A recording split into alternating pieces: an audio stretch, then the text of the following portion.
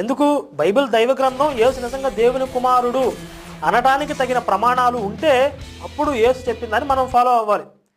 ఇప్పుడు అలా అనుకుంటే ఖురాను ఒక దైవ గ్రంథం అంటారు, లేదా బౌద్ధులకు సంబంధించి వాళ్ళకు ఒక ప్రమాణ గ్రంథాలు ఉంటాయి, జైనానికి సంబంధించి వాళ్ళ ప్రమాణ గ్రంథాలు ఉంటాయి, అలాగే హిందువులకు సంబంధించి వాళ్ళ ప్రమాణ గ్రంథాలు వాళ్ళకు ఉంటాయి. మిగిలినవన్నీ వదిలేసి మాది ఒకటే దైవ గ్రంథం, మా దాంట్లో చెప్పింది మాత్రమే నిజం అని చెప్పి అందరూ వదిలేసి అందరూ ఎక్కడికి రావాలని చెప్పడం నియంతృత్వం. దానికి ఎవడు ఒప్పుకోడు. ఒకవేళ అలా రావాలి అని చెప్పదలుచుకుంటే అసలు నిజంగా అది దైవ గ్రంథం, దాంట్లో ఎలాంటి లోపాలు లేవు అని చెప్పి రుజువు చేయాల్సి వస్తుంది ఫస్ట్. మరి బైబిల్ దైవ గ్రంథం రుజువు పెడితే ఏ కోసైనా బైబిల్ దైవ గ్రంథం రుజువు నిలబడదు. సరే, దాన్ని అలా ఉంచండి. యేసు నిజంగా అసలు బైబిల్ అలా చెప్పాడా లేదా అన్నది రెండో అంశం. ఒకవేళ చెప్పినా కూడా మనం అందరూ అక్కడ పరిగెత్తాల్సిన అవసరం లేదు. ఒకటి, అసలు అవన్నీ పక్కన పెడితే యేసు నిజంగా అసలు ఆ విధంగా చెప్పనే లేదు బైబిల్లో. చూడండి,